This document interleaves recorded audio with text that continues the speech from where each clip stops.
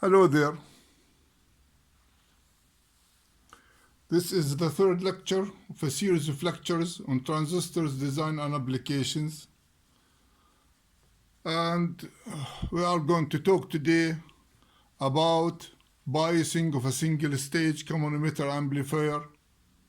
And as a matter of fact, constructing that amplifier and see how we can design a good one that's reliable. And we're going to start by biasing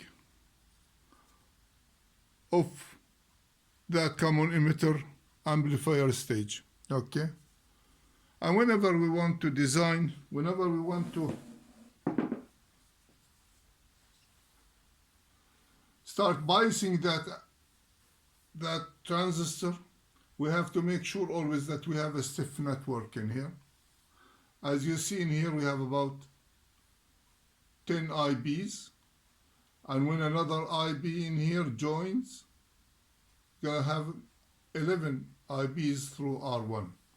So this is called a stiff network.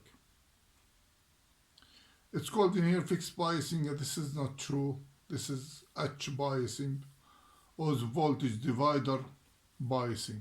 It's not fixed biasing. Fixed biasing is when you eliminate that R2 in there.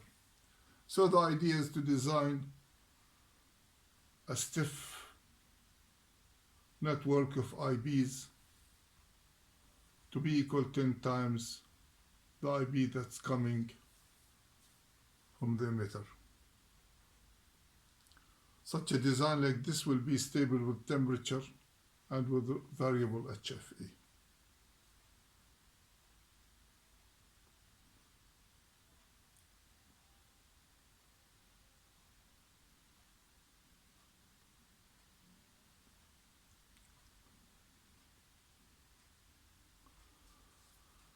And whenever you want to have a good biasing, like we said before, you have to make your signal in the middle. So if you get 20 volts VCC, should have about 10 volts in here to have a good swing. Okay. For fast calculations of this circuits, you got your 20 volts in there. You have a voltage divider between those two resistors, R1 and R2s, to create the base voltage in here. So you got a 110K in there and 10K in there. And making your voltage divider rule, you got something like about 1.6 volts in here. 1.6 volt divided by the 10K gives you 160 microamps. 1.6 volts, that means you got 1 volt in the emitter. 1 volt in the emitter going through that 1K resistor. That gives you a 1 milliamp, and i.e. 1 milliamp. That of course equals to RC, almost equals to RC. 1 milliamp going through the 10K, that means you have 10 volts drop across RC. So that means you are left with 10 volts in here, which gives you a good swing. And that 1 milliamp is divided by HFE or a beta of 100, that gives you around 10 microamps for the IB. And that IB in here joins with IR2, both to go through IR1. So that means you got 170 microamps going through R1. So this is what it's called a good biasing. Okay. Now let's talk about this circuit. This circuit actually provides an inversion of whatever input signal that you got. The emitter is always in phase with the input signal or with the base signal. The collector is always 180 degrees out of phase of it. So by carefully choosing RE to be equal RC, okay, you got the same gain on both inverted and non-inverted, like we see in here. And it's a good biasing, by the way. If you're gonna do some DC analysis, the same thing, you got your 20 volts in there. And you have 150K in here and 50K in here. So that gives you a 5.6 volts at the base. Deducting 0.6 volts for the VBE, that leaves you with 5 volts in here. 5 volts divided by 4.7 equals to around 1 milliamp. The same thing in here. Okay, so that means you're going to take about 5 volts for the 4K in there. So that leaves you with a 15K. So this is the DC biasing that you got in there. 5.6, 5, and you have 15 in here. And both of them are allowed to have a wide swing.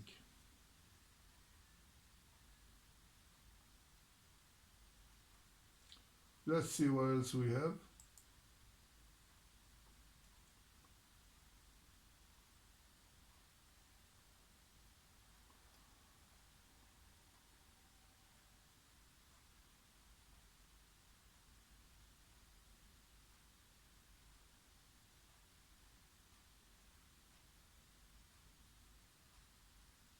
Oh, can't get it right.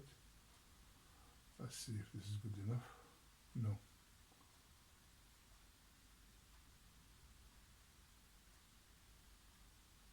I believe I have to settle on this. Okay, so what do we have in here? We have a single stage called common emitter amplifier, but DC coupled. We're gonna see all the bad things about this kind of amplifier. Sometimes you see it in textbook or whatever, but this is a disastrous design. Why is a disastrous design? Because of the following. First of all, let's see what the gain, the AC gain of a circuit like this. It equals the VO over VN, which equals IC multiplied by RC, divided by IB, between parentheses 1 plus HFE multiplied by RE. And anyway, that means in one way or another is just an IC. IB multiplied by beta is equal IC. So you can, the IC and the IB and HFE, they cancel. We are left with only RC over little RE. Now what is that little RE is? That little RE actually is nothing but KT over Q divided by IE. We're gonna take more time in discussing this in the coming lecture. But anyway, K is the Boltzmann constant, T is the temperature in Kelvin, and Q is the charge of an electron. And IE is the IE that we know for the emitter current. And then there equals the thermal voltage. The thermal voltage, as it's called, it's equal around 25 millivolts at room temperature. Okay, so this is what you need to know for now.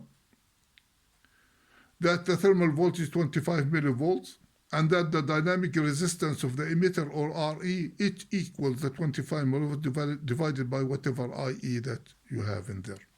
Okay. And according to a design like this, where IE is going to swing between 0 and between VCC over RC.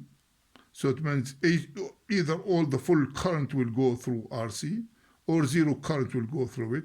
That's the IE between 0 and between the maximum, which is 20 volts over 10K, it's equal to 1 milliamps. So that's IE. That's for VCC when it's biased at half the VCC. And again, in this case, will be swinging between 0 and 800. I mean, this is totally ridiculous that you have again in a circuit, okay, that varies between 0 and 800. And when do we have that 0? Actually, you have the 0 in here. And we have the top. Whenever this signal goes up all the way to the top, so that means you have 0 IC.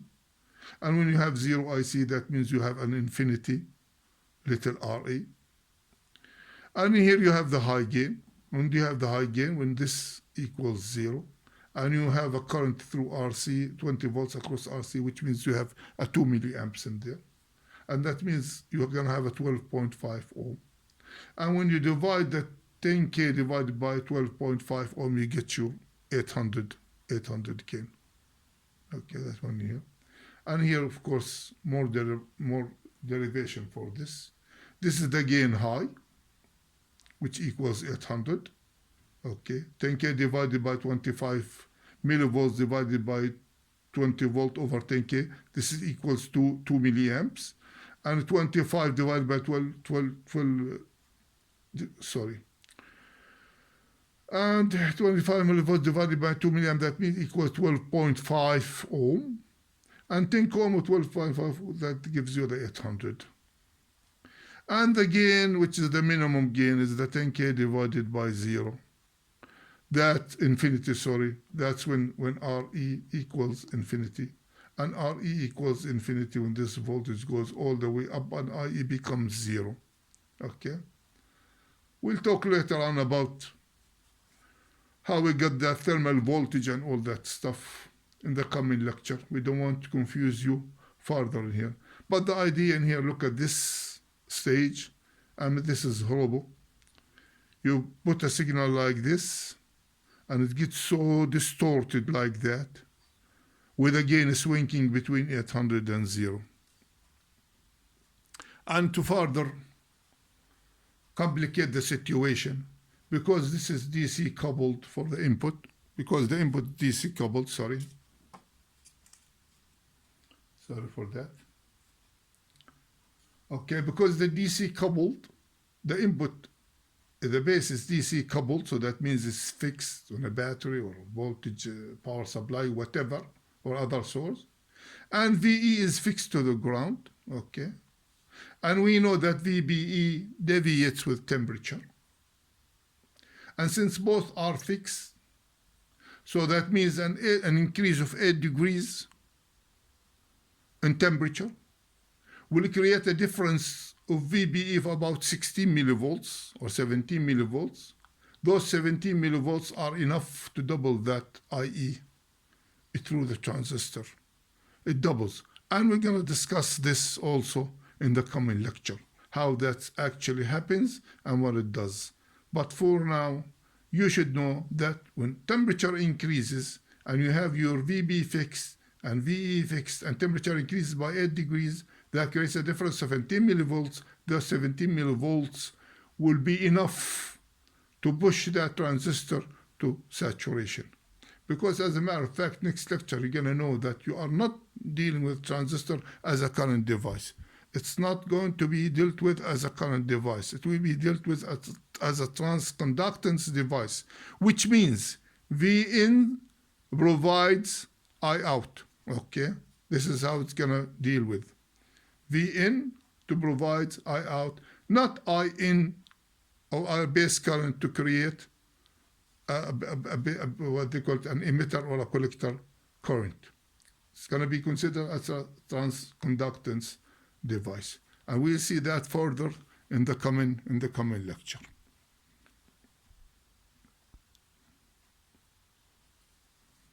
Okay, let's move forward. So this is a very, very, very bad amplifier. Nothing, as a matter of fact, is worse than that.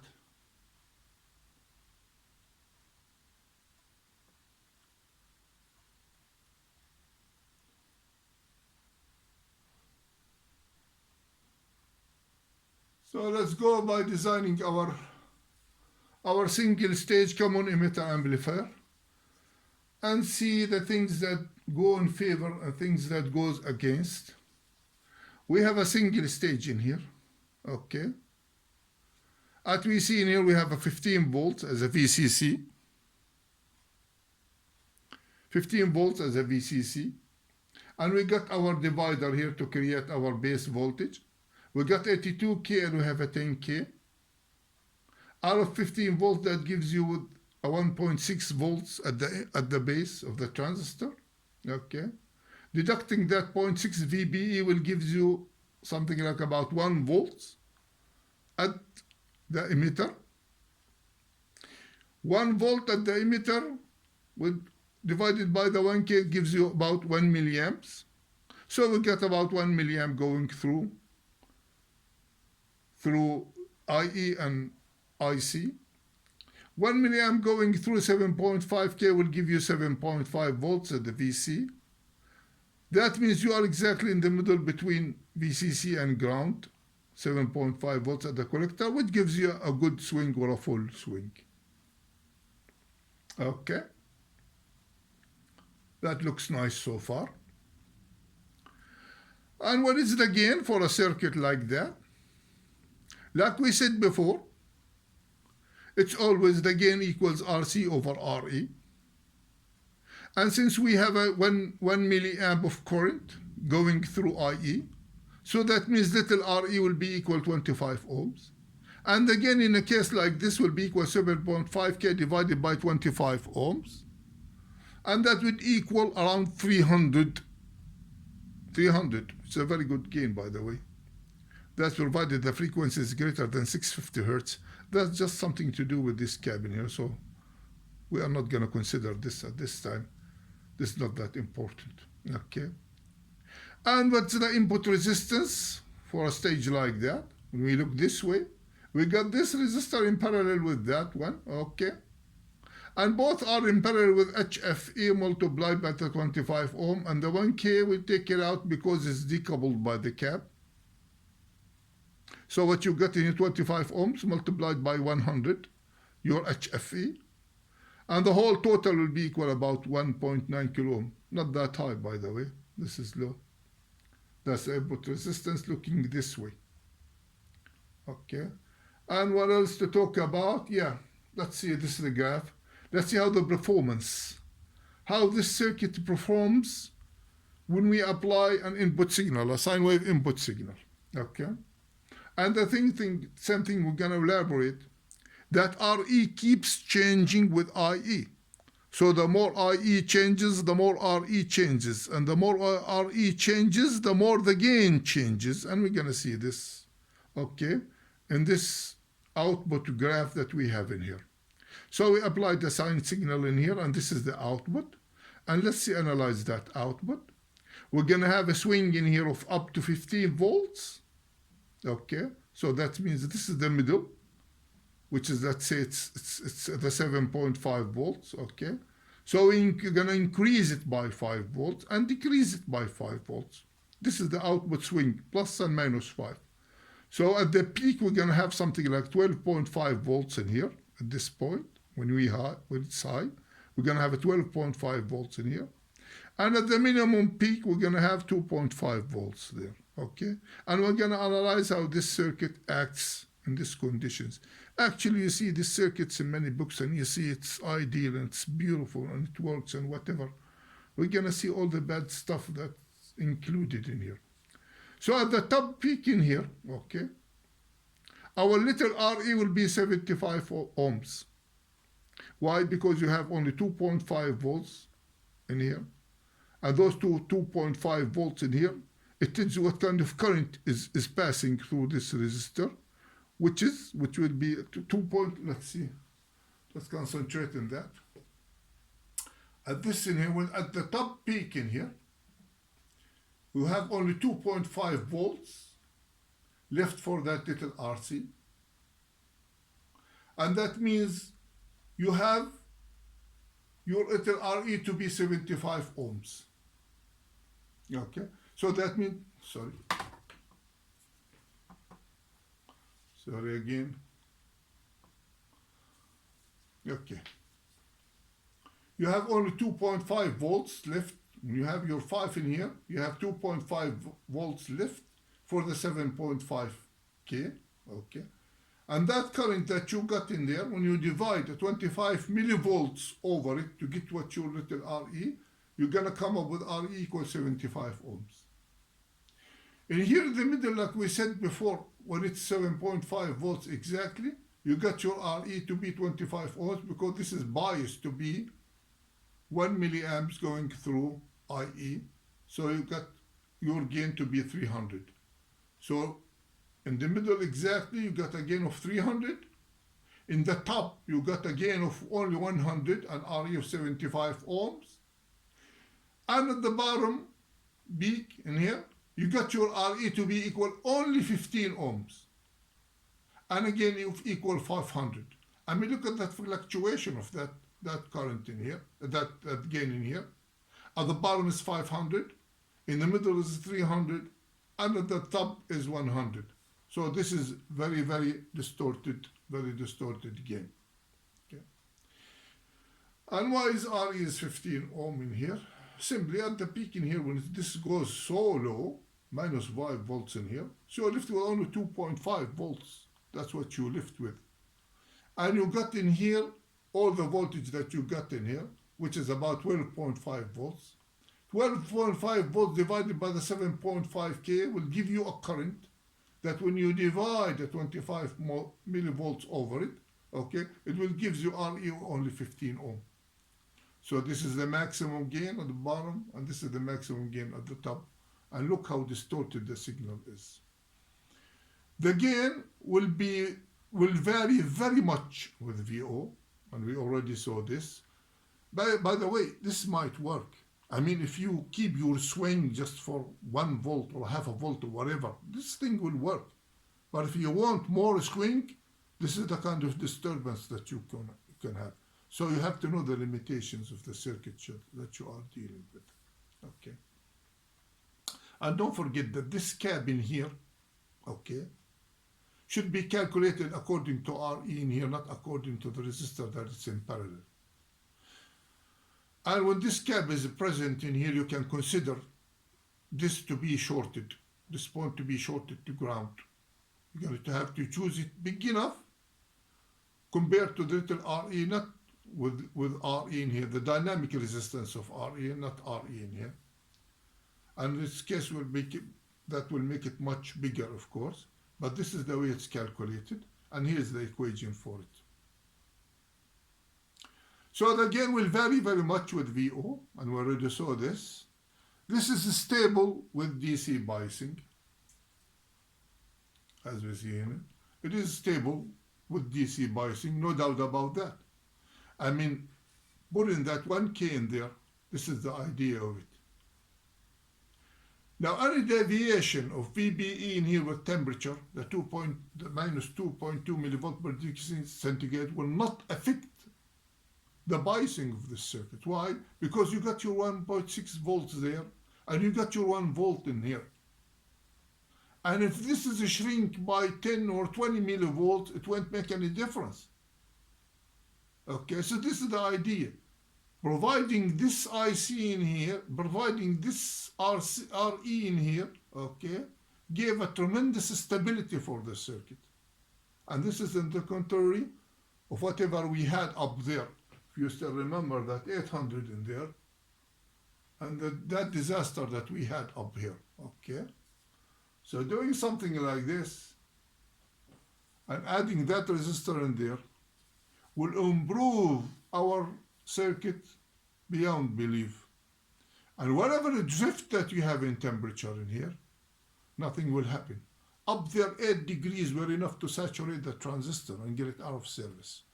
And in here, 8 degrees won't do anything. 16 millivolts won't affect the 1 volt that we got in here. Okay? Okay, so let's improve our single stage common emitter amplifier further and introduce something like this. And what do we see in here? We got a 20 volt VCC up there, ground. We got our branch of resistors in here, and we choose them to get about 0.775 volts at the base. Okay, this is theoretical, just to show you how you can improve the DC, how can you improve the AC. This circuit in here will improve our AC performance tremendously. This circuit in here improved our DC performance notably.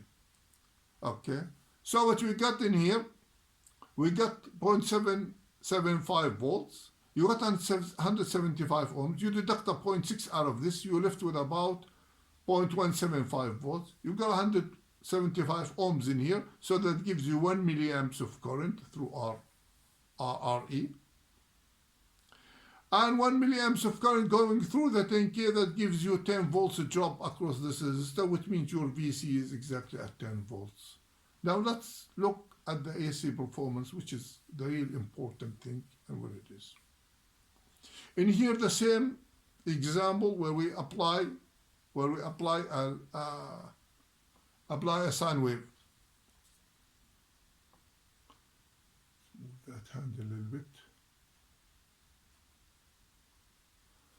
Okay, so what do we see? The same thing as we did before. We have to calculate our RE. Now our RE in the top in here, and swing the same thing, 5 volts. So when this voltage swings up, it's going to be 15 volts, and we left with 5 volts in here, only for the 10K. And 5 volts divided by the 10K, that means 0.5 milliamps of current, okay? And that means dividing our resistor, which is 25 millivolts, to figure out what RE is, or what the dynamic resistance is of the RE. 25 millivolts divided by our 0.5 milliamps will give you 50 ohms. So at this point we have RE dynamic resistance to be equal 50 ohms, and our gain in this case will be equal that 10K over that we have. Let's put the equation first, otherwise we're gonna get mixed up. Okay, let we set RE is equal to 25 millivolts divided by RE, and our gain is equal RC divided by RE plus RE, because we included another RE in here. Okay, so now we're going to divide, always going to divide our RC. This is our gain, this is our AC gain, our RC, okay, divided by the little RE plus the RE. And in this case, at this point, we got a 50 ohm in there and 175 ohms in there, so that means 225 ohms, okay? So divided our 10K over 225 ohms, that would give us a gain of 44. The gain in the middle, like we said before, it will be only 25 ohms added to the 175, which equals 200. 10K divided by the 200 will give you a gain of 50. Now at the bottom peak in here, which means that voltages became what? Minus. You're going to take 5 volts out of it, so leave it with 15 volts up for the 10K in there, which means you have about 1.5 milliamps going through it. And when we calculate RE at that point, okay, well, this is the minimum peak, you're going to get RE equals to be 16 ohms. And 16 ohms added to 175 ohms, you got about 191 ohms. Divide the 10K over it to get your gain, and you get your gain about 52. I mean, look at the beautiful numbers that you got in here AC-wise. You got your gain, you have a good swing in here, a +5 and a -5. Still, you have your gain in here to be 44. In the middle is 50, and the bottom is 52. I mean, look at these numbers. They look real nice. While in here, look at that. I mean, you got in a gain of 100, 300, and 500. Okay? So this improved our AC performance tremendously. And this has improved our DC performance tremendously. Okay? And we see how we're going to mix both of those and get a very, very, very good circuit. And here, low VB leads to temperature instability. Yes, in here it shows that this circuit is not really that much stable with temperature. Okay, so this is not DC stable like that one. Why? Because delta IC over delta T, which equals 2.2 millivolts divided by 174 per second, whatever, you calculate the numbers already, and that means you have a change of 20 degrees in ambient temperature around this circuit will give you 25% of change in IC. And that's a lot. So this is not stable with temperature. DC is not stable.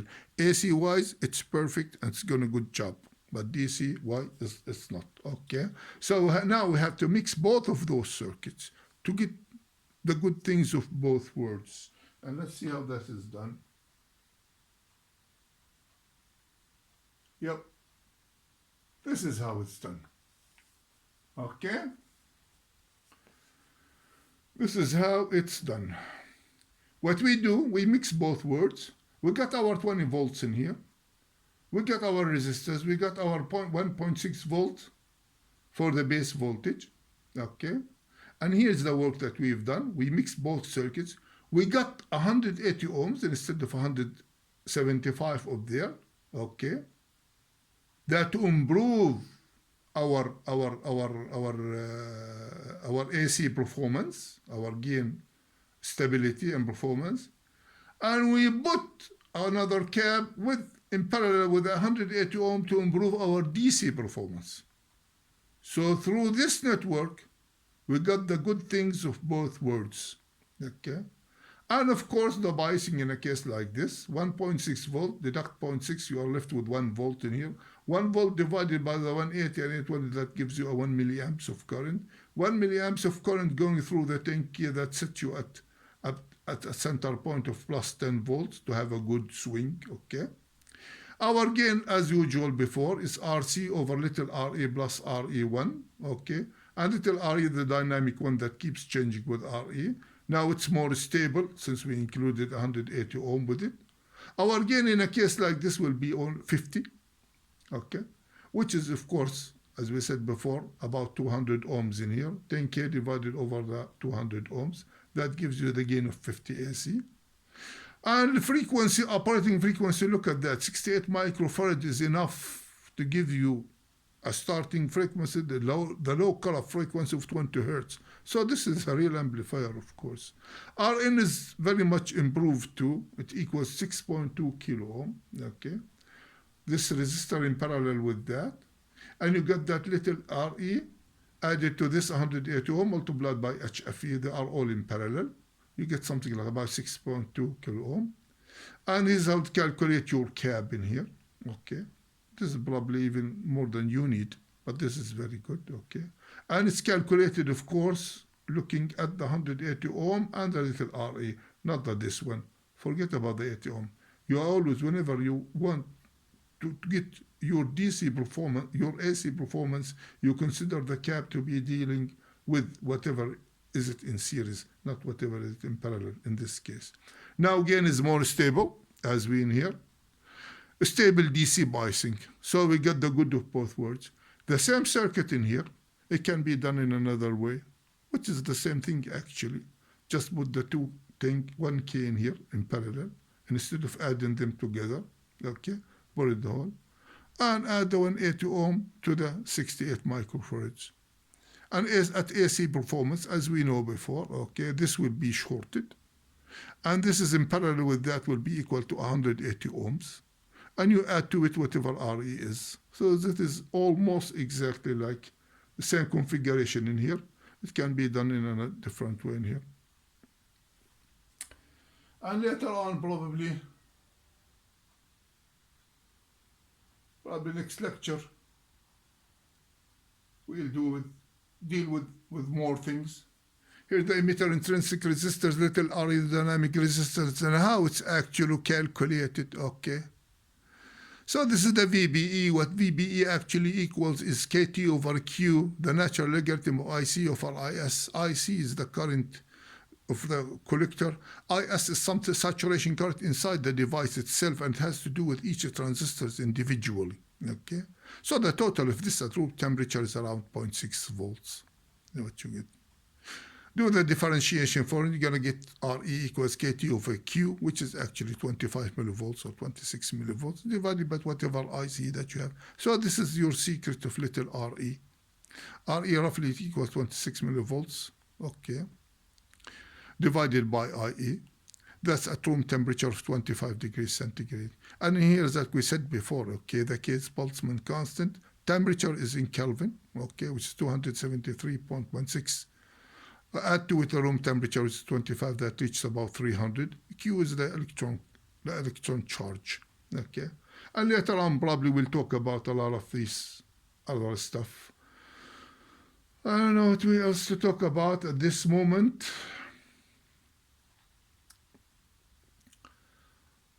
I believe we'll discuss these when we get to differential amplifiers, current mirrors, whatever. We're going to discuss these things thoroughly when we start comparing VBEs together and circuits get more sophisticated.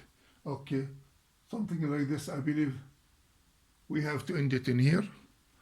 And we'll meet next lecture. Thanks you all for watching. I hope this was useful to you all. Thank you. and have a nice day.